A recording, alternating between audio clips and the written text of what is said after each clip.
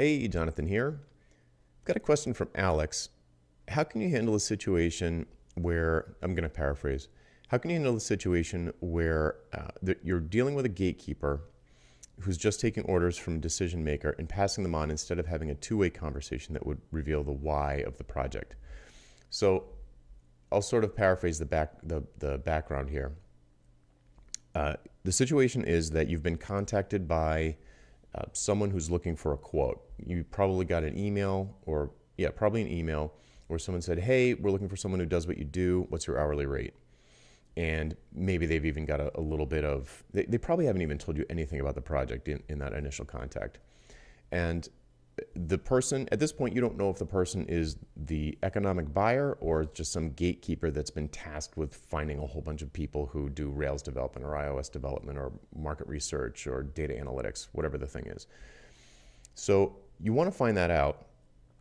And Alex's question here is suggesting that, okay, it is a gatekeeper and you're asking them, you want to have a conversation with them around the why conversation. You want to ask them why this, why now, why me? And if the gatekeeper is just out there trying to create a big list, they basically have it to do, create a big list of people with their hourly rates that can do this stuff for us. They don't even have the information that you would need to get a sense of the value of the project to the business. And I think it's really important to not start taking money from a business unless you are confident that you can deliver positive ROI. It's like, why would you, it's like a surgeon who just like starts cutting. It's like, well, let's first decide what is the change we're trying to make here? Like, what's your current situation? What's the desired future state? Can I even help achieve that? Maybe you don't know. If they could just give you this task list of like, we want you to do X, then Y, then Z, how much will it be? I'm not going to take that money because I don't know if I can satisfy some business goal. If I'm just being told what to do, they might be telling me to do the wrong thing. And I don't want to do that. I don't want to get to the end of an engagement and then be like, we really should have told you to do something else. Thanks for your time and everything, but, we're kind of disappointed. It's not your fault, but, it was kind of a waste of money. I don't want that.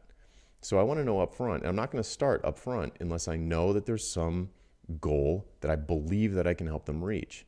And I believe that it's a good goal. I might just be like, no, that's never going to work. I don't see how that's going to work. Maybe it will, but I just don't believe it's going to work. So a gatekeeper almost never can answer these questions. So what I would do is I would insist that I get them answered before moving on. And, you do it in a polite way, but a firm way, and say, let's say you just got the initial contact. You get the sense that you're talking to a gatekeeper for whatever reason. Maybe it's in their title. It says executive assistant. Obviously, they're not the economic buyer.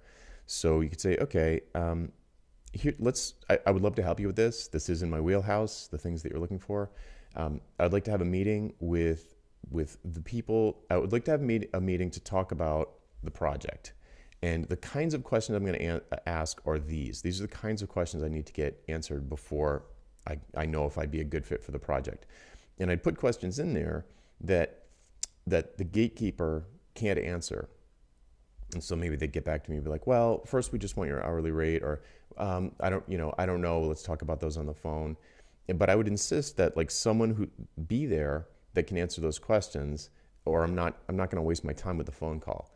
Another way to do it would be to say that you can kind of like, I don't like this, but you can kind of play the fear card and be like, look, like let's say you end up on a phone call and then you discover that it's a gatekeeper. You're actually talking to the person and they can't answer anything.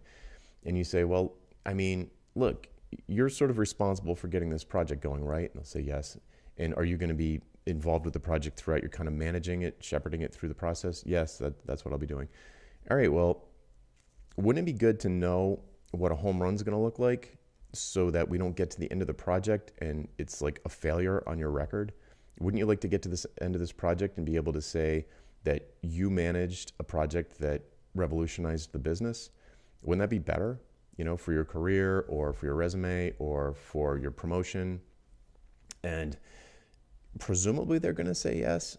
So you're like, well, look, in order to have any hope of doing that other than just dumb luck, we need to talk to your boss about why they're doing this. So you're kind of like educating them and training them about the fact that they are not being results oriented. They're not being goal oriented.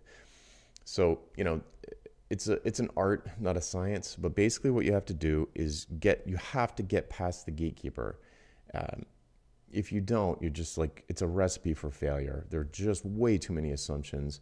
Any kind of significant project is going to have a million decisions that you're not going to be able to, that you're going to have to make based on assumptions. So if you have a lot of assumptions up front about the goal of the project, it's going to be really, really unlikely that you're going to be able to have a huge win or a slam dunk.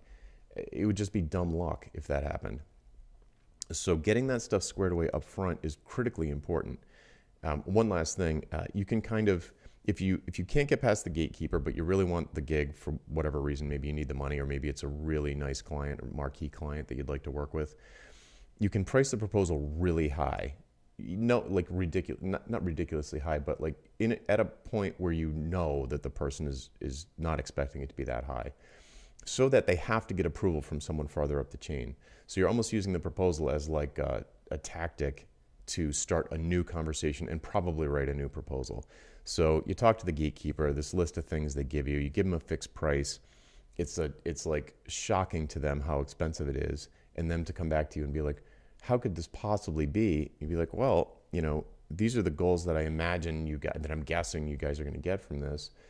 If those goals are wrong, let's find out. But if these goals are right, this is a reasonable price. And they'll be like, I don't know what the goals are. Well, again, I've been saying we need to talk to your boss. So either take this to them and get their opinion, or we can set up another phone call. And if my goals are wrong, if my goals for this project are wrong, we can fix that.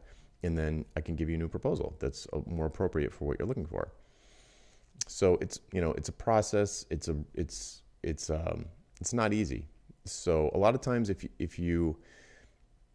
sometimes it's not even worth it. So like I would need to have a sense that the project is going to be a pretty big opportunity for me. It's like this is a huge opportunity. I have this sense that the company really needs it, and I know that it's a strong possibility that there's going to be like a six or maybe even seven-figure proposal on the table. Then I'll work to get past a gatekeeper. I'll be patient and sit back, and I'll play a longer game. But a lot of times I would just try once or twice an email to get a real decision maker scheduled for a phone call. And if I can't do that, I'll just be like, never mind, maybe I'm not a good fit for this. Okay, hopefully that helped. If you have a question, #AskJonathan on YouTube, Twitter, or LinkedIn, and we will find it and add it to the list. See ya.